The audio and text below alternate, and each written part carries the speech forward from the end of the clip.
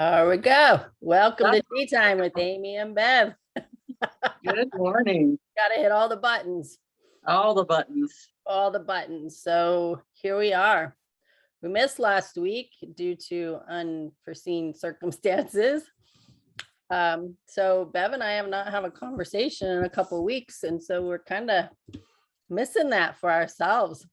We bring it to you guys as well, but for us and having our weekly therapy sessions with each other, I think is very valuable in our own lives. It helps us stay grounded and gives us something to think about. So it's just as beneficial for us as it is that we hope it is for you. Absolutely. Hi, I missed you. I missed you too. So much.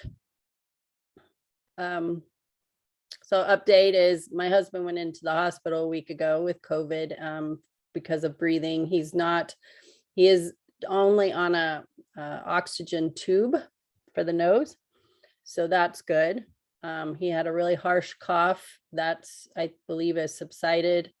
And his sodium levels got super low because he was coughing so much it would make him hurl. So the sodium levels are up. So that's an update on my hubby. If you've been following the updates I've been giving, still a matter of him being able to breathe better. Nice. So, but an exciting piece of that was he went in, I took him to the ER last Tuesday. And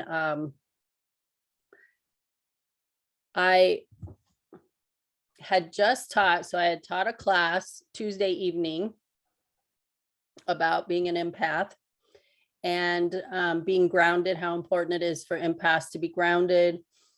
And I call in Archangel Michael because he's the archangel of courage, protection, and strength. So having him with me, I call him in every morning, surround myself in this blue bubble, right? So this was a big piece of our conversation for the empath class.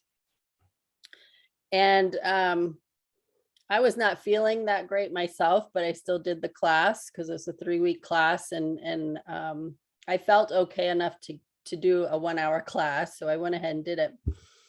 So after I got done with the class, my husband, he's like, we need to do something. I think I need to go to the ER. So I said, okay. So he took him.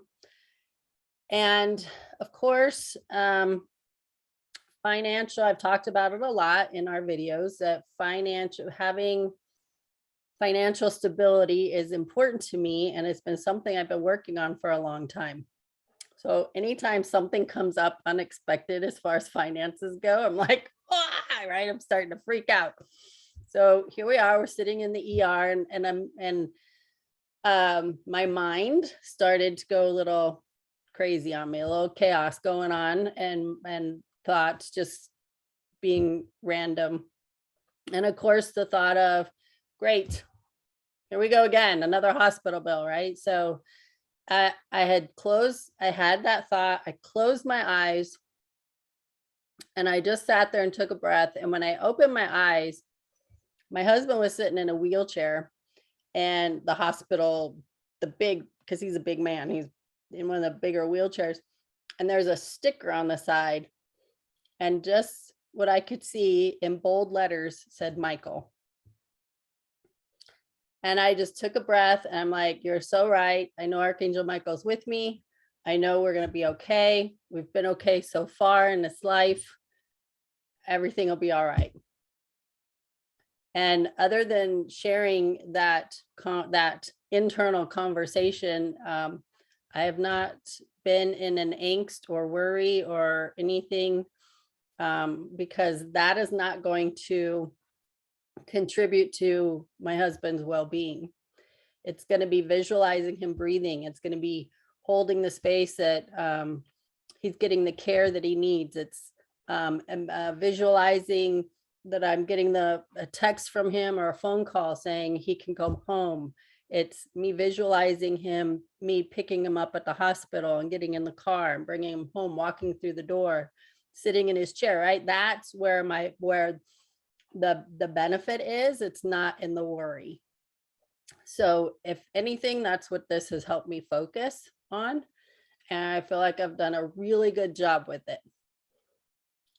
Awesome. How are you doing with everything though? I'm doing good. Good. Things are subsiding. For me, it felt more like I just had a head cold and Yeah. stuffiness. I Yeah. didn't lose the scent. I could taste things, but I couldn't smell things. It was weird. Um, and so it just felt like I had a heavy cold, really. It Gotcha. was up in my head and sinuses. Yeah. I'm still a little nasally, but it's not as bad as it's been. It's starting to really ease up. I do have a cough drop in my mouth because I also, when I'm talking, I get that little cough going. So, but other than that, I've been in my house for a week by myself and just keeping isolated really, and just tending to myself, doing what I can. And then when I feel like I'm done, I'm done. I go rest and then I'll do something else. So just taking it real easy and honoring myself and well-being. Nice. So Being empowered. So that's awesome too. Just by, I mean, really that takes power back. It reminds me, gosh, of a lot of things. The conversation we had about my cousin, and the gift that she was giving her daughter with the just being able to see and experience and feel all that stuff, recognizing that sometimes we feel separate. And I think that we feel separate because we're in physical bodies right now. So that creates a separation because you're in your body from what we can see mostly, or what most can see. And then I'm in my body. So they're like two separate, but the truth is we're so connected with each other. It doesn't matter if it's in the physical or non-physical, but energetic wise, there's no separation. Like, I missed you, but there were several times that I thought about you. Do you know what I mean? same. So it's like you were with me. Yeah. So you were with me at that moment. I don't know which one came first. Did you think of me first or did I think of you first? But I thought of you first. No, I don't know. we know that's how it works. And it's Right. like it was an interesting thing for me last week because this all kind of came through, and it kind of surprised me because I didn't realize how much we can see being in these physical bodies creates a earth focus of a separation, but there's no separation because really in all truth we're all energy. You're an aspect of me as well as I'm an aspect of you.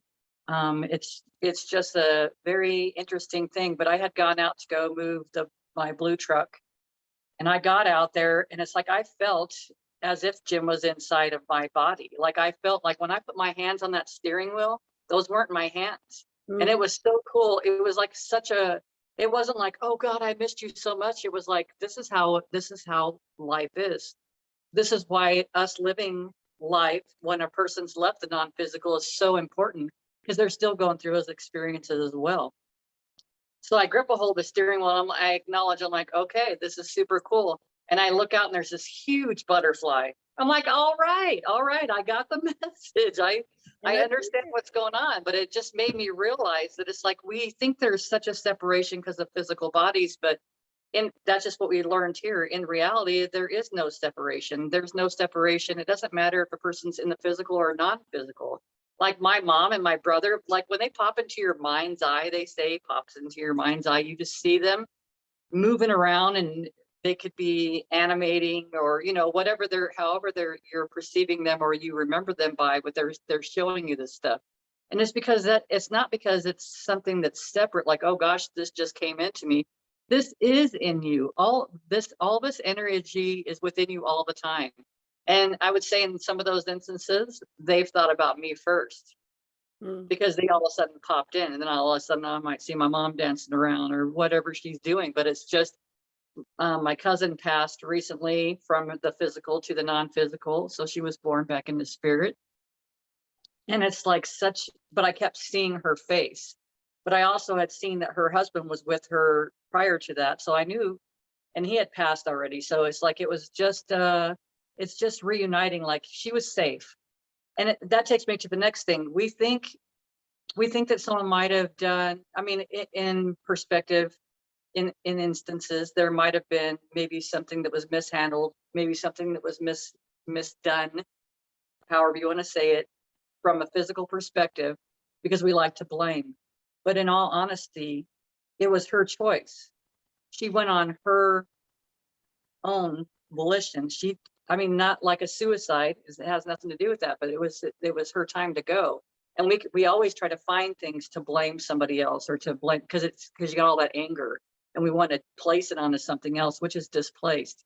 So it's like there's so much growth that's going on right now from my perspective, what I can see, and so much that has been offered, because I keep seeing her and she's just smiling. She's happy. Like this was time, but I think she stayed a little bit longer. So I think there was a week in between the time that we had spoke on because this happened last week. So I think there was a little bit of a time thing, but I think she was waiting for the family to be ready. And I had talked to her daughter, which is also my cousin, and she says, I just keep telling the family it's time to let her go. And it's like she knew, gives me goosebumps, but she knew, but it's like knowing and being able to let go are two different things, because it's a process. And that's like our soul's way of communicating with us and telling us like, this is going to happen. So it's like you're saying these words, because I was going through a lot of this stuff too, and I would be giving advice to others, and next thing you know, I was in this experience of losing someone that was close to me. So it's like it's interesting how the stuff shows up, but our soul tries to prepare us ahead of time.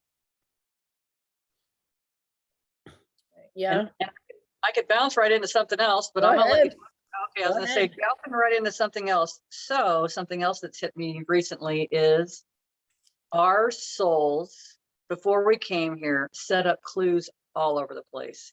We set up clues and everything. We set up clues. We chose our names.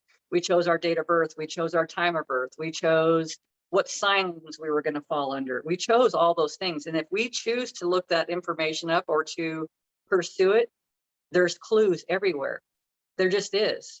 It's like you look up your name. Well, mine was something like Beaver of the Meadow or something like that. And I was like, this is so stupid, right? But a beaver is hardworking. They're focused. They're family. They're organized. They're builders. They're leaders. And I fall into. So if I go to numerology, I'm a number 1 right now. So I'm a leader. But also then Nicole is like victory, people of victory. And I thought, holy shit! Like to me, that's like a big wow. And I never looked up my middle name for whatever reason. I don't know. It wasn't time, I guess. But I started looking up this stuff, and it started with the numerology. You know, we've talked about that and how it's kind of crept in, and it's like, but we have so much information that's given to us. And for me, early on, Taurus, because I'm a Taurian, early on, I would have fallen into a lot of those. I guess the description that they put under or on a Taurian. I fell into a lot of that as my like stubborn, hard-headed. Yes. Yes. In my early life I know, stuff. So 'cause my mom's a Taurus. yeah.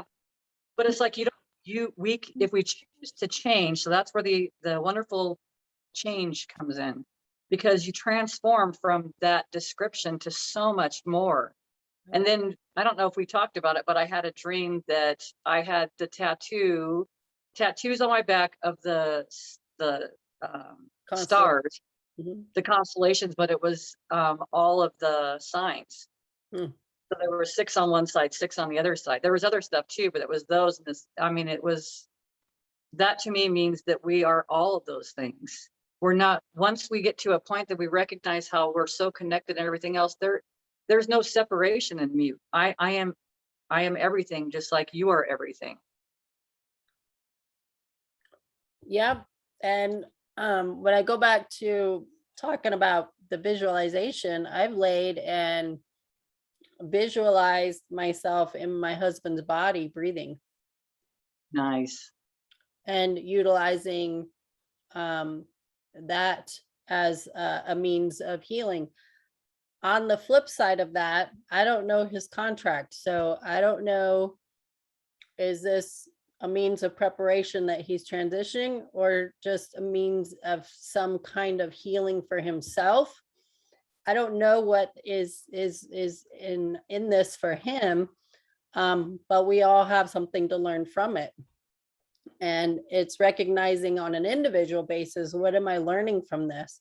So as an example, when I have been updating people, I put at the end, please hold the vision of him having strong and healthy lungs. And I have, people texting me and expressing their concern and worry.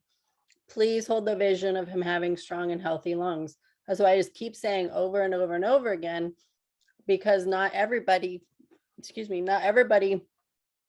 has the awareness of how powerful we are. We know that prayer is powerful when there's groups, but when you have many people holding a vision, the same vision, then there's much power in that as well. So there is that it contributes to us, like we're all connected in that aspect. Like we bring that energy and hold this vision that's possible. And it's so much better for friends and family to be in that space as well. And it's also teaching them to hold this vision instead of worry. Because we know that when whatever we're focused on grows, and the more energy we give to it, the bigger it gets. So to be in a space of worry is not beneficial for us collectively. And I want to be productive in how we utilize our energy and our time. And so I don't even know where I'm going with this story. I just thought it was important to share it. But yes, there were several times over this past couple weeks that I thought about you a lot. And on a couple of occasions, I thought about you and you sent me a text. It's happened with my husband as well. I'll think about him and he'll send me a text. So we're not actually talking because it's difficult for him to talk. So we have been texting, and then I get updates from the nurse every day. And so, and the same with some other people. I've thought about them and they'll send me a text or call. And so in that aspect of what you're talking about, there's no separation. There's not. We are communicating all the time. All the time. So that's what I had to say about that. I don't know. Oh, that's awesome. No, because so that leads me into, what do you want to communicate, right? So and you've helped guide a lot of people, and then whoever listens to this is going to have a different perspective and see how they can communicate. I was watching a movie, I think it was on YouTube, and it had Morgan Freeman in it. It was something, the magic of something, some island or isle or something like that. I don't remember exactly what it was, but he was a writer and he was very angry and hateful. And of course he met this family and it kind of opened up his heart and stuff. And he started seeing things a little bit differently and teaching a young girl how to write.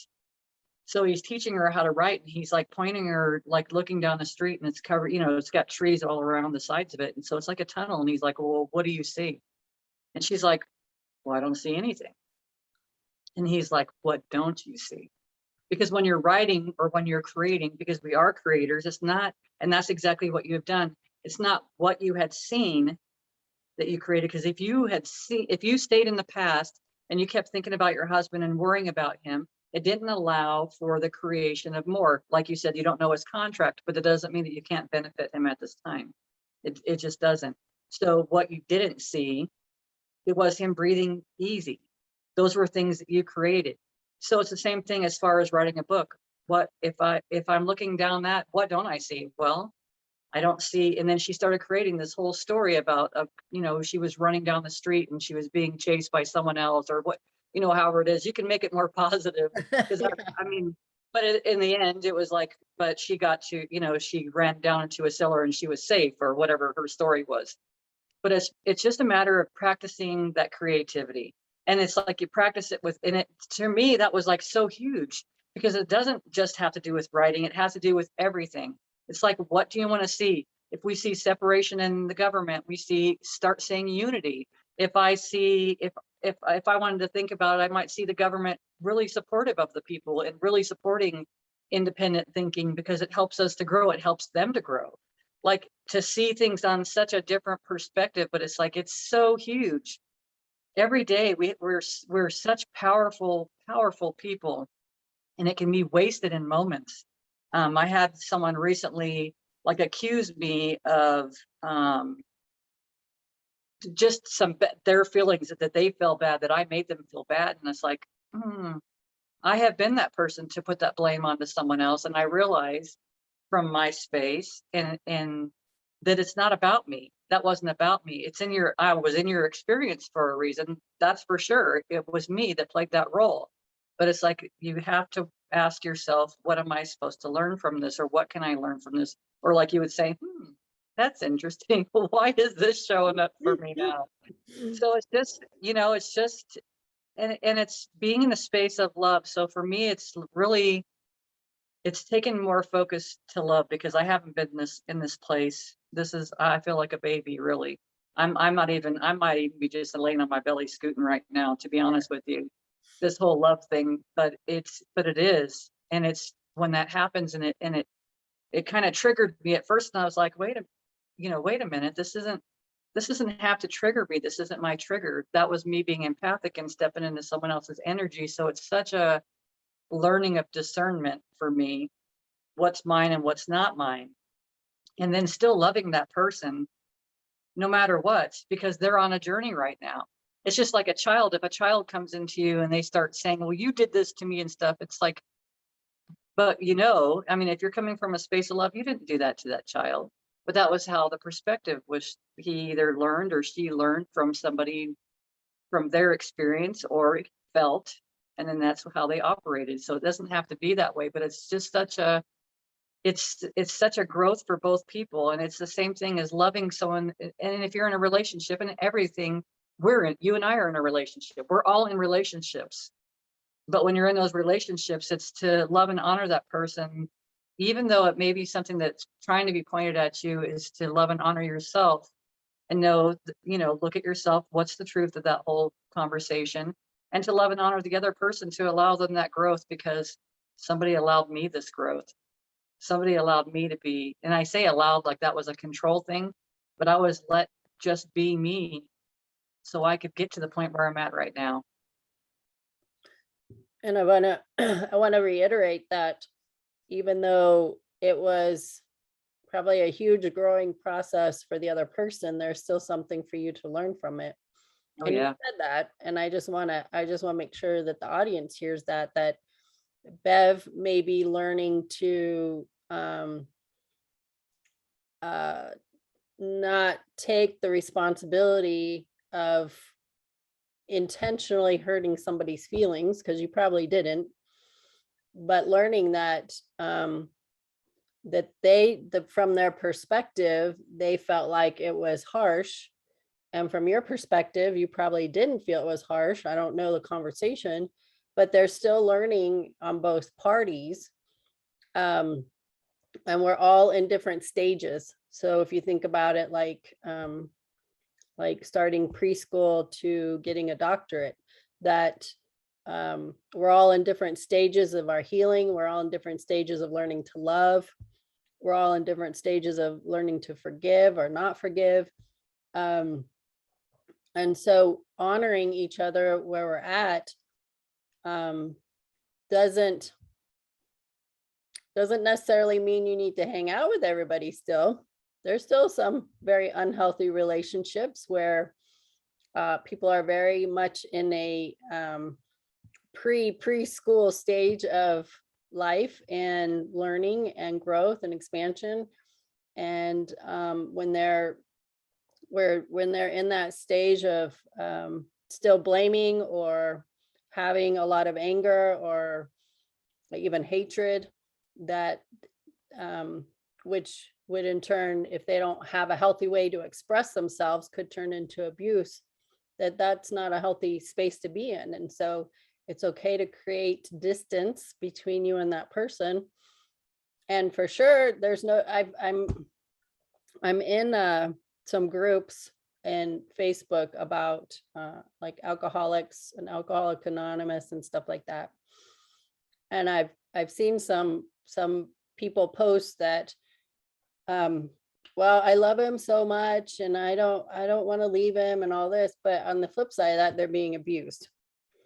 And so the only, not the only, but the main contribution, that conversation is I give them is it's okay to create distance between you and an unhealthy relationship and still love them.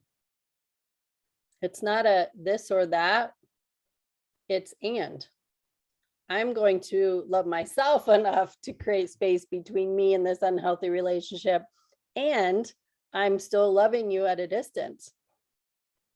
I don't need to be in the immediate presence of someone to express love towards them. And this comes back to that we're still all connected. We're not separate energetically, and we can still love people with distance between us to keep ourselves in a safe environment and to love ourselves more. The more love I have for myself, then the more love I can have for others. I can only give what I have. If my cup's half full, I can only give that much. And be aware of not draining my own energy, trying to contribute to relationships that really are not going to get anywhere. Right? So and it's the same with me. I could be sitting in my house and worrying about my husband and fretting about bills and where are we going to get the money to pay. I could be in that energy, but I'm just not. It's not going to serve me. It's going to create too much stress in my body. It's going to create too much angst, and I know I don't want to be in that space. It's not healthy for me, and it would prolong my own well-being. So if I remain in a stressful state, it's going to just prolong my recovery as well. So I have to be very mindful that I go take a hot bath or go for a walk or read a good book or do something that's just enjoyable and visualize my husband being well. Which to me is most important. It's just being selective where you're putting your energy at. And that's what we talk about, being selective. So we're just giving examples just by our own experiences right now. This is what we're experiencing in our lives. And it may not always be the right thing, but I can tell what feels right and what doesn't feel right. You talked about forgiveness or don't forgive. And that's totally a choice of a person. But when in my experience and the stuff that I've been through, if I choose to not forgive, you're like holding on to something. You're like holding on to something that you don't even want to create. You want to what's not there. And it's like, what would I want to create out of that situation? And it's not being mad at myself because it took me so long to forgive, but it's being happy with myself because I've learned how to forgive. I mean, I've learned how, and it's not I don't have to go to someone and tell them I forgive them. That would probably come across really like an asshole. Right. But it's and accepting forgiveness too, accepting that forgiveness from someone else. It doesn't mean that the actions were right. It just means I'm not going to carry this with me anymore. This doesn't define me. I'm not going to, we talk about learning new ways, having new examples. And you gave an example with the story earlier about how you were talking about how you wanted to see your husband and people worrying and stuff, and how you were able to, without even trying to teach anybody, you gave them an opportunity to grow and to be like, oh gosh, yeah, I could do this. And it's like now someone has something that feels good because if they paid attention, it feels good because now you feel like you've been empowered to do something because worrying doesn't feel good. So you try to go to the opposite. You try to be the creator that you are, because we're all creators, all of us. Not one of us is different from the other. We may be in different looking bodies, but that's just the capsule that we're on this earth right now. That's all it is. It just enables us to get around, to communicate, to grow, to expand. It is an amazing journey. Our vessels are amazing. So it's just really just taking the time to breathe. It's like when we first started this session today, I'm noticing, well, first of all, I wanted to sit forward. And then but I slowed down enough to recognize. So if everyone recognizes right now, how are you sitting? How are you standing? Is your stance more forward? Is it more defensive? Is it, how is it? And then it's like, we talk about intuition. The backside of your body can be intuition and feminine and relaxing back into something. And that, when you're leaning forward, you're more in your masculine, you're more in your doing, you're more in your warrior, whatever you want to call it. Not that I can't be my feminine warrior sitting back like this, because I'm not going to just attack. But it's recognizing those things. Then I recognize, okay, I sat back. And then I recognize I went to take a breath, and it's like, oh my God, I'm holding my stomach, like I'm braced.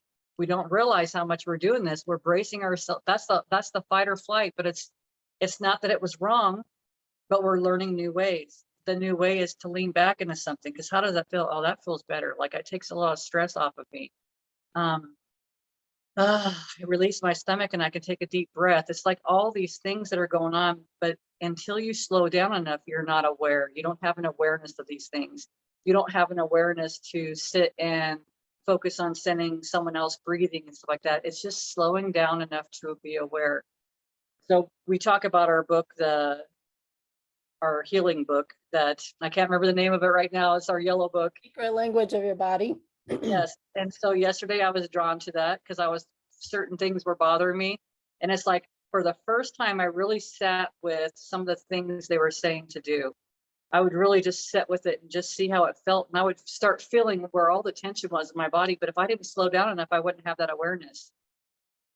So recently I was talking to my foot.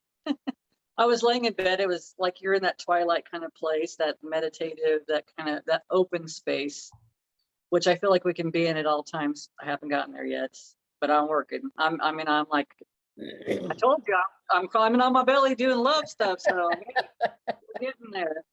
But it's like, I was recognizing so many things, but I was like asking my foot, okay. And I've talked to you guys about this a lot. Okay, foot, what do you have to tell me? Well, did I already tell you this?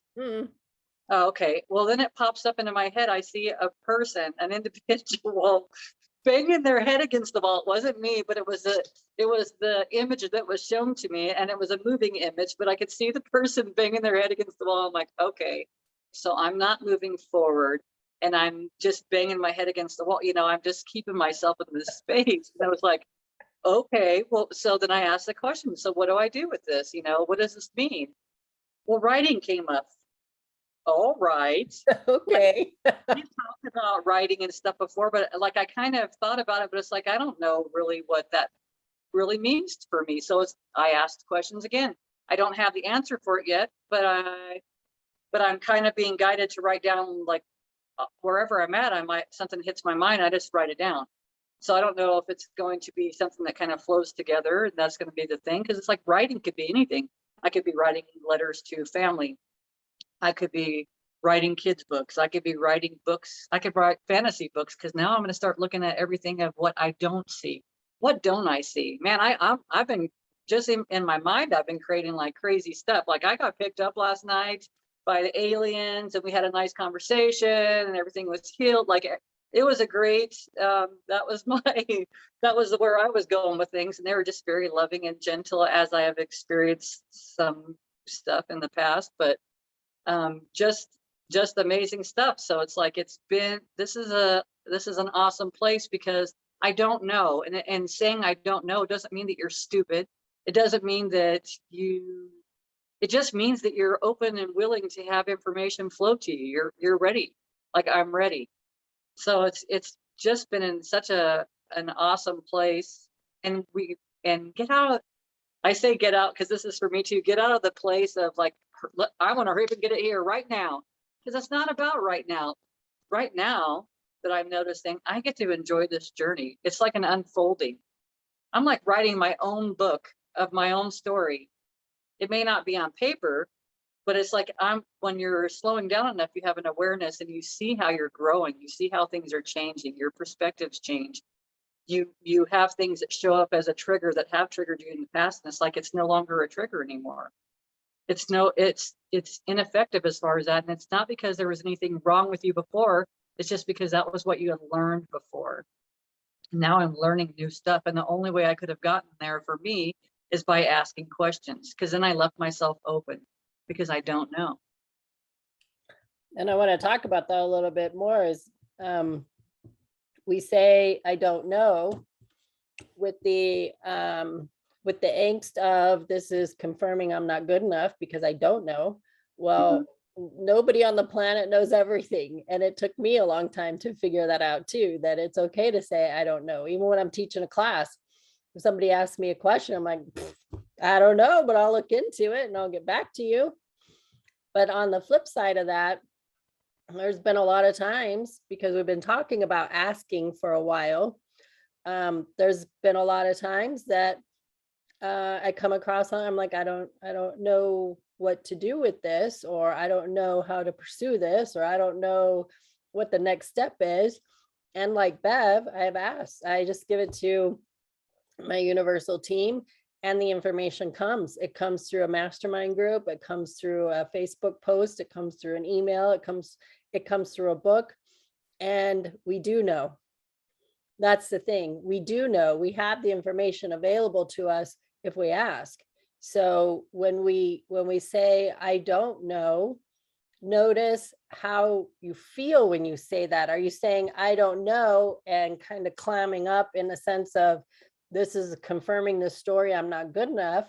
Or is it, I don't know, and I'm open to receiving the information. I'm open to receiving the guidance. So recognize, as we talk all the time, recognize how your body feels when you get in that space of, I don't know.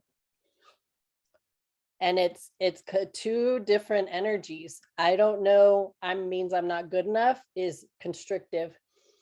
I don't know and I'm open means, come on, universe, bring it on. I want the information. I would love the guidance. I tell my universal team every day, thank you for helping me, guiding me, loving me, and supporting me every day, because I am open to that now. I'm so much more open to it now.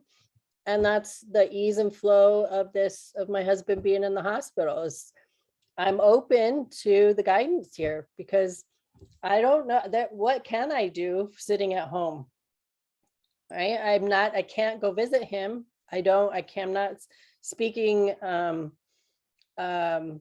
not there in the environment. I don't know what's happening. I don't know what his experience is like. He's not very talkative on text, but I can utilize my time and energy in the best way I know how, and be contributing to his well-being instead of detrimental. That's kind of a harsh word, but being the opposite of non-progressive. So just know that when you say, I don't know, recognize what your body feels like, and start turning that awareness around to an invitation to your spiritual team, universal team, God, angel, whoever, that you're open to knowing, that you're open to the download of information in whatever way it comes. Yeah, because you are downloading the new instead of operating from the old, instead of operating from child traumas or what you visualize someone else as their trauma. I mean, it's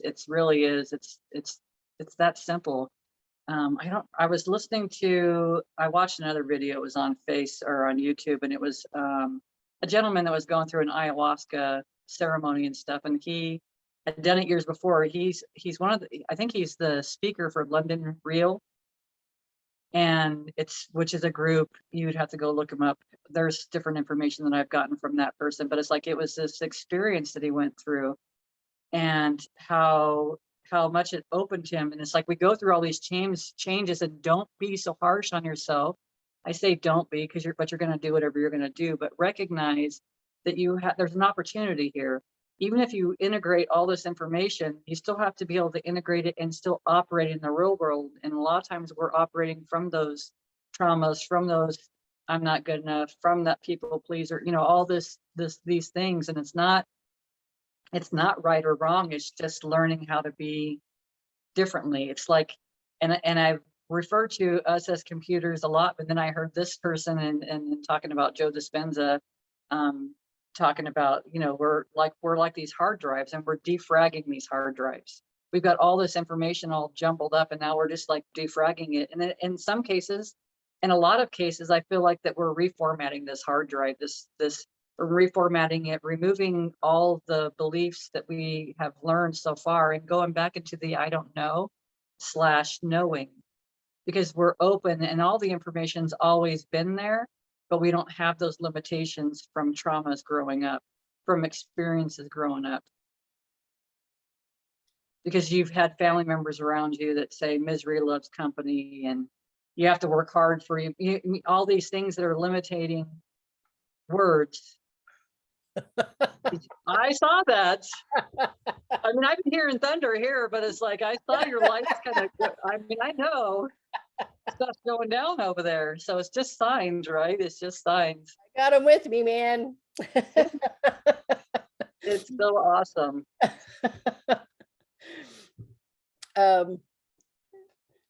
Yeah, when you were talking, when you said I don't know, what immediately flashed in my head was sitting in a classroom in like second grade, and oh, there's some huge thunder going on. That's so cool.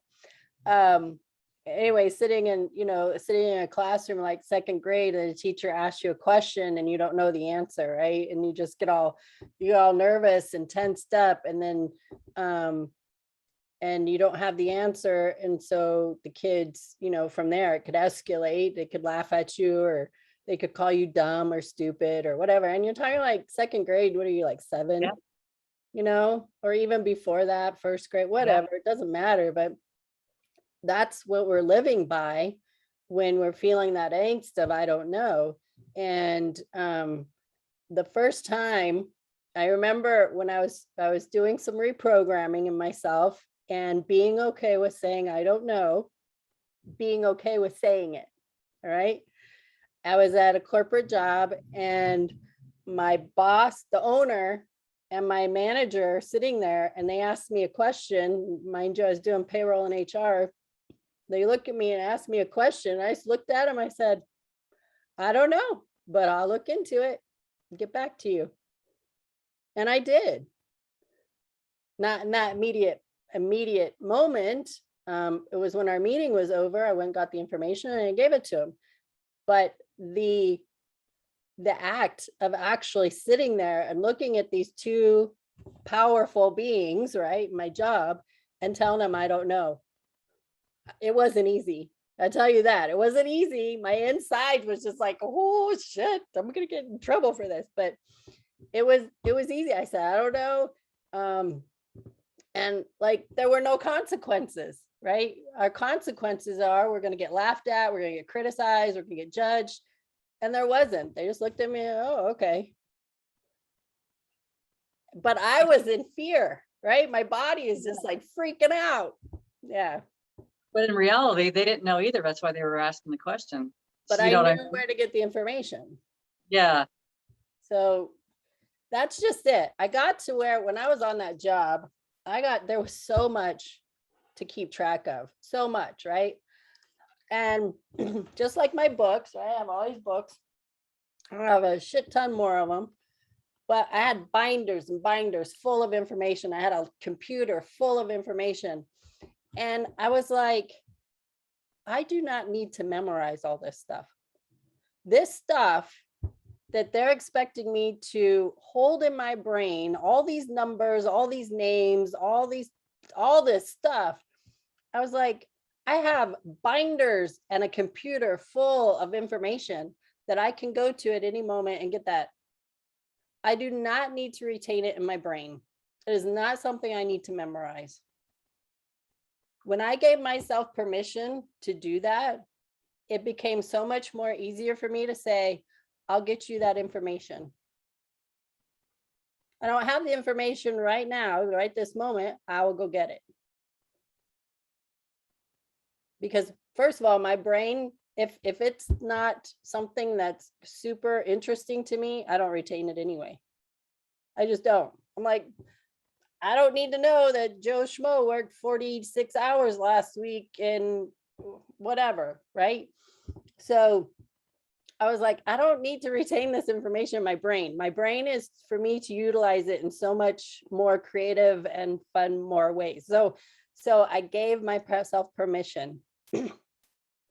And that also, I feel, allows me to be more open to receiving. We got so much clouded information going on. I'm like, yeah, I don't want all that in there. I just don't. It's not fun to me. I want to be open for creative stuff. Which is interesting you say that, because I guess I'm starting to notice now too that the information, we don't have to, we feel like such a pressure to remember so many things. We really do, or I have. And I just don't, I'm not in a, We're programmed since preschool, since before preschool, right? We got yeah, to memorize the information in this book so that we can take a test and pass the test to prove we're good enough to move on. exactly. And then it's like retaining all that information, to me, if I look at it now, is creating separation from self. Myself wasn't interested in that stuff. My soul wasn't interested in that stuff. That's not, I mean, it's making me consider some things. Do I want to, in the future, maybe opt to schooling my grandson and granddaughter? Honestly, because I feel like the information, it's not about all that stuff. To me, what life's all about is like your intuition. It's your spiritual guidance. It's knowing that we're all freaking energy, every single one of us. You know, I'm sitting there thinking this morning, what does my soul sound like? And it's like, my soul sounds like the wind. It sounds like the thunder. It sounds like, and it's like, because I can identify sound as a vibrational frequency. So sound is nothing more than hearing or seeing. It's all vibration. All of it's the same. So it's like, I hear myself, I am all those things. I am all those things. And it's like, it's just an amazing place to be. And I think that's the important stuff. To me, this is the important stuff. We got, I got a bunch of books recently for herbalism and stuff like that, but it's like, we get all this stuff, but if we slow down and ask the questions at the time that we need it, the information's right there. We don't need all this information. People are so worried about everything being destroyed and everything else. You can't destroy the collective consciousness. It's not possible, because it's energy. And the energy is, it's all there. All of it's there. They can change all the books they want to. They can make it read something else. They can make you believe something else. Or you can start listening to your intuition. You can start going by your internal guidance and seeing, our kids are coming in here and they know what they want to do.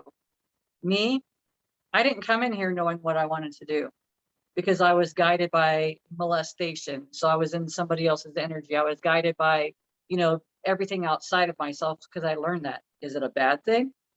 I'm here right now. I'm still alive. I've had experience, which gives me wisdom that I can share with others. And my experience that I can look back on is it helped me gain. I am now aware of everything outside of me. Now I'm going with inside of me, and I'm learning all this new stuff, which to me is flipping amazing. Like I've got some amazing stuff going on in here, just like we all do. But I didn't notice it till I slowed down enough. I didn't notice it till I started realizing I am good enough. I didn't notice it. If you have jealousy, or if you have any of those things, you don't notice it because you're caught up in that emotion right now. I tried to tell someone recently, it's just like, if I have all my loved ones sitting around me and we're watching TV, and I'm watching something that's the news, and it's feeling uncomfortable, and I'm feeling hate and anger and fear and worry, there's all that my family is receiving from me right now is hate, fear, worry, and anger. They're not feeling the love that I actually feel for them. So we can't, and that's why it's easy for me to say we don't feel the same, we can't feel love and all those things at the same time. It's not possible. So if I love everyone, it just flows differently, and then it's received differently, and people can grow in that space. It's a safe harbor. It's a safe place. It's all the stuff that we're learning right now. There's just so much more that meets the eye, so much more. But we've been guided by the books. We've been guided by, you had to do this. And then I mean, I know when you said that stuff, I didn't, oh God dang, I'm going to sit in the back of the classroom. If we all had to raise our hands, it's going to be like this. I didn't want to be picked for anything. I didn't, because I didn't feel, I mean, I don't know if all kids felt that way, but I just didn't feel, it just wasn't my space. It was so, school was, for me, was a very uncomfortable place. It was very uncomfortable, and maybe because maybe we are all empathic and maybe we're not. I don't know. I know that I am. I mean, I know that I was even then. I was taught that. I mean, I maybe I already had it, but I was taught to focus on everybody else's feelings and stuff. And it's like when you're in a classroom and everybody else is feeling just as bad as I was then, or most of them, that's hard to discern at that age. But I think we can learn that stuff and then learn the basics. But I think I don't think we need, honestly, I think that we just need to keep going forward and learning what do we like, even from an early age, so that we can grow and start developing new things. There's so much more amazing out there, but it's not restricted. And so I feel a lot of the school, and I'm not saying all school is bad. I'm just saying that a lot of the stuff is that we teach and stuff, and having to know the history. I understand to a point where that might come from, but it's like at the same time, that's not what I want to create. That's the past. But being aware of it helps me to create what I didn't see. Yeah, that's a good point that we do. History is an important important information to have. The biggest thing they say is, if we learn from the past, we don't repeat history. But at the same time, history teaches what we didn't like or what we didn't want. And in our history is the creation of electricity, is the creation of computers, is the creation of how to process foods, right? To be able to milk cows. I mean, all that's history too. So there's some amazing things in history. This moment right now is history. This moment's history. So what we're sharing is part of history. So it's about, what are you giving your attention to? Everything that has ever happened is still. And just because a statue's taken down or it's taken out of a book, it doesn't mean it never happened. So you can continue teaching your children what you want to teach them about history, and teach them to focus on what they want. Do they want the divisiveness that we've experienced in the past and still experiencing today over something a little different? Or do we want to focus on loving each other in humanity? So it's a matter of, what are we teaching them? How are we teaching them? How are we helping them see the contrast? This is what happened. Personally, I didn't really care for it. So based on that information, I can focus my attention on what I want. And these are the things I would love to see be created. So it's because children are very creative. If we spent more time in allowing them their creativity, I can't even imagine the things that would happen for us. But because we're the adults and we think we know better, we stifle the creativity of our kids, our children, the little ones. Whereas if we would to listen to them, they are great teachers for us because they are so much closer to source than we are, because we get all up in our head and our chaos and our drama. Unless you've learned to meditate and quiet yourself enough to receive information, that children can actually be delivers of messages for us to help us grow as adults. So it's just coming back to being open to doing something different, because different is what we need. We can't keep doing the same things we've been doing. It's time to change. And then also I wanted to hit on that you can, so like I'm gonna use Bev as an example. She's she's growing and expanding in her intuition. And so as far as that goes, let's say, I don't know, maybe you feel like you're in junior high, maybe entering high school with your intuition and listening to it and following the guidance. when she's in learning love, she feels like she's barely crawling because this is something that's a new practice for her. So there's can be also within yourself different stages of different topics. So keep that in mind as well. And it's okay wherever you're at with it. As long as, this is my added piece, as long as you continue to practice being and doing better within yourself. Continue growing and expanding. And if you're not sure, ask. If you don't know, just say you don't know. And it's not, and it's something that it's like a personal journey. And it's, you can be asking inside your head, you could say it out loud, you could write on a piece of paper, leave it there, come back to it a year later and find out how much information that you actually, that you brought in, that you didn't try to control, that you just had an awareness to just let it flow. Absolutely. Well, my friend, I feel like this was a great conversation. And I just, as always, we hope that the information we bring forward is beneficial for you in your life journey. And if you don't know, ask. It's okay. It's okay. It's okay. So this is Tea Time with Amie and Bev. You can connect with us through Facebook. We have a Facebook page and a Facebook group. The podcast is available on Spotify, Spreaker, iHeartRadio, Google Podcasts, Podcast Addict, and YouTube. I recommend YouTube because you get to see our faces, and I make a lot of goofy faces, expressions. So I think it's funny. I watch myself. I'm like, oh, there went the eyebrows. But please join us in the conversations. You can put comments or send us an email. We're at Amie and Bev.